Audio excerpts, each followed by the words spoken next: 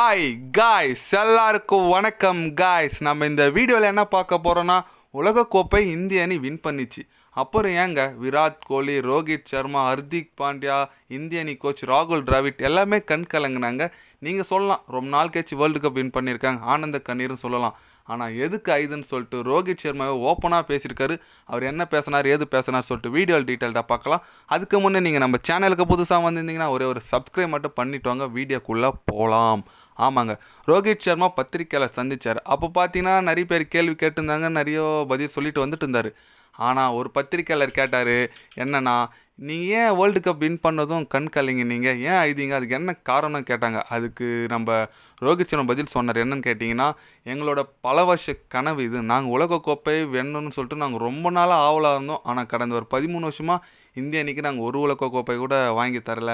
அது எங்களுக்கு ரொம்பவே கஷ்டமாக இருந்துச்சு. நாங்கள் இந்த இந்த தொடருக்கு வரத்துக்கு முன்னே கண்டிப்பாக ஒரு குறிக்கோளோட தான் வந்தோம். வேர்ல்டு கப்பை கண்டிப்பாக அடித்தே ஆகணும்னு சொல்லிட்டு தான் நாங்கள் வந்தோம். ஏன்னா 50வது வேர்ல்டு கப் நாங்கள் எங்கள் இந்தியாவில் தான் நடந்துச்சு, விட்டோம். அதுலேருந்து நான் ஒன்றும் மீண்டு கூட வரல. நான் சரியாக தூங்கி ஒரு 6 மாதம் ஆகுது. என்னால் அதுலேருந்து மீண்டே வர முடியல. இப்போ நான் உலகக்கோப்பை T20 உலகக்கோப்பை வின் பண்ணியிருக்குது எங்களுக்கு ரொம்பவும் மகிழ்ச்சியாக இருக்குது. இதுக்கு மேலே நான் நிம்மதியாக தூங்குவேன். இந்திய அணிக்கோசரம் என்னால் முடிஞ்ச அளவுக்கு நான் ஒரு உலகக்கோப்பை அடித்து கொடுத்துருக்கேன். கண்டிப்பாக எனக்கு ரொம்பவே மகிழ்ச்சியாக இருக்குது.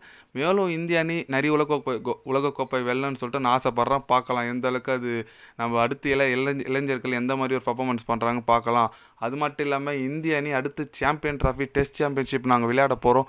எங்களோட குறிக்கோள் அதில் இருக்குது. கண்டிப்பாக அதில் நாங்கள் நல்லா ட்ரை பண்ணணும்னு சொல்லிட்டு நம்ம ரோஹித் சர்மா டீசெண்டாக முடிச்சிருக்காருன்னே சொல்லலாங்க.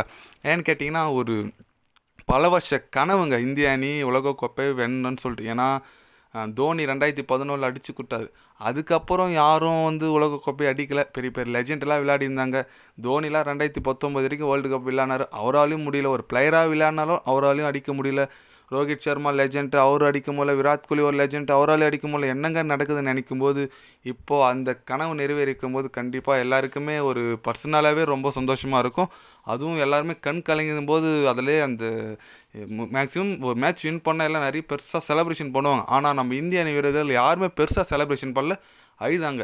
அதாங்க இத்தனை வருஷமாக இந்திய அணி இயக்கத்துக்கான ஒரு வெற்றி பலனே சொல்லலாம். ஏன்னா அந்த அளவுக்கு ரொம்ப கடுமையாக உழைச்சிருக்காங்க. வேர்ல்டு கப் 50 வேர்ல்டு கப்பில் எல்லா மேட்சும் ஜெயிச்சு ஃபைனல் தோத்தாங்க. அது எவ்வளோ பெரிய வலி இருக்குதுன்னு கண்டிப்பாக விளையாடுனவங்களுக்கு தெரியும்.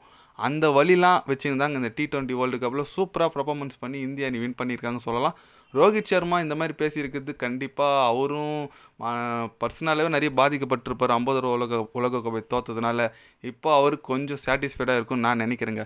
எத்தனை பேர்லாம் ரோஹித் சர்மா மேலும் ஒரு 1 இல்லை 2 உலகக்கோப்பை வெற்றி பெற்று இந்திய அணிக்கு தருவார்னு நினைக்கிறீங்க சொல்லிட்டு கமெண்ட் பண்ணிட்டு போங்க. இது போன்ற ஸ்போர்ட்ஸ் நியூஸை தெரிஞ்சுக்கணுன்னா சேனலை சப்ஸ்கிரைப் லைக் ஒன்று பண்ணிக்கோங்க.